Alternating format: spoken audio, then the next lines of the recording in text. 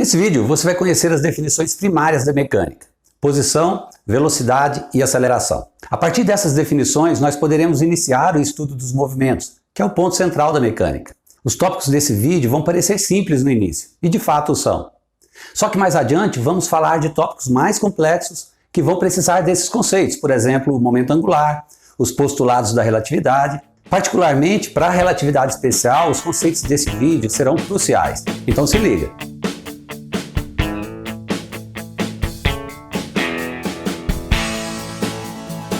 Olá pessoal, meu nome é Eudes Filete e aqui no Verso Científico eu apresento os principais conceitos das ciências naturais e mostro onde eles têm aplicabilidade na vida prática. Para acompanhar esse conteúdo, clique nesse botão e entre na nossa comunidade. Além disso, clica também no sininho para que você possa ser notificado cada vez que surgir um conteúdo novo aqui. Nessa série, os corpos nos estudos dos fenômenos mecânicos serão considerados como massas pontuais, ou simplesmente partículas. Isso não quer dizer que todos sejam corpos minúsculos. Podem ser corpos macroscópicos, como um foguete, uma bola de boliche. Só que aqui vamos ignorar o seu tamanho e sua forma. Tamanho e forma não vão interferir nas análises que vamos fazer aqui. Em todas as análises vamos considerar somente o centro de massa do corpo, um lugar geométrico do espaço onde a massa pode ser concentrada sem perda nenhuma de informação física. Para iniciarmos o estudo dos movimentos, vamos considerar inicialmente o mais fácil deles, o movimento linear numa reta. Isso é comum demais. Por exemplo, em rodovias retas e planas, como a Via Dutra entre São Paulo e Rio, nós temos bons trechos onde podemos experimentar o movimento retilíneo. Vamos definir um trecho de uma rodovia, por exemplo, entre o quilômetro 20 e o quilômetro 140. Isso nos definirá um vetor, que é o nosso vetor de deslocamento, 140 menos 20, 120 quilômetros. Note que o deslocamento é definido em termos da posição. Ao se conhecer a posição de um corpo e como essa posição varia com o tempo, você pode definir a velocidade desse corpo. O trajeto percorrido dividido pelo intervalo gasto é o que nós chamamos de velocidade. A velocidade indica quão rápido um deslocamento é percorrido. Se o motorista percorre o mesmo deslocamento num tempo menor, ele foi mais veloz, ele teve uma velocidade maior. A velocidade pode ser constante ou variável. É mais comum no dia a dia que ela seja variável. Então, num dado instante, a sua velocidade pode ser 80, no outro pode ser 120 km por hora. Veja esse exemplo.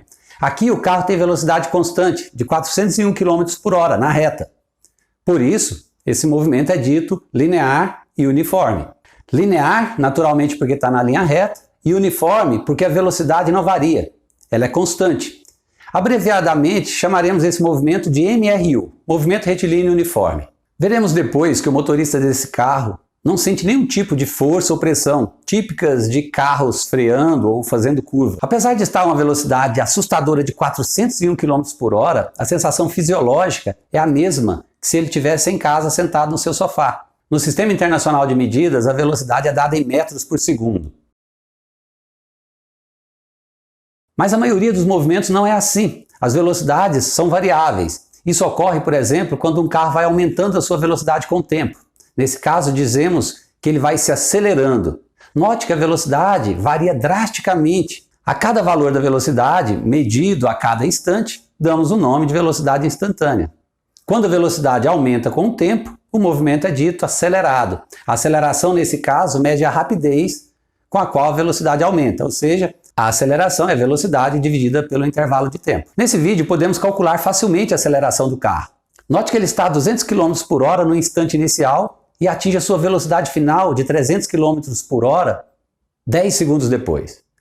Então, para esse aumento de 100 km por hora na velocidade em apenas 10 segundos, o carro precisou de uma aceleração média de 10 metros por segundo ao quadrado. Esse movimento não é mais uniforme, embora seja retilíneo. Esse movimento é chamado de movimento variado, pois tem aceleração. Quando a aceleração é constante, o movimento é ainda mais específico. É um movimento uniformemente variado, ou simplesmente MUV, MOVE. É para esse tipo de movimento que surgem todas aquelas expressõezinhas da cinemática que aprendemos no ensino médio. Mas como esses movimentos não existem na prática, eles são úteis apenas para fins didáticos. Você vai ser poupado dessas expressões aqui. Numa curva, um carro pode ter velocidade constante e mesmo assim estar acelerado. Só que a aceleração é radial. Ela surge porque a velocidade, embora não aumente seu valor, ela muda constantemente de direção. Lembra, a velocidade é um vetor. Então, se a direção dela varia, logo ela é variável como um todo, mesmo que seu módulo permaneça constante. E isso é o que observamos numa curva. Veja, o carro mantém a sua velocidade constante, mas para fazer a curva ele precisa da aceleração radial. Se a pista fosse circular e a velocidade permanecesse com seu módulo constante, o movimento seria dito movimento circular uniforme, MCU. A aceleração desse movimento permite a curva.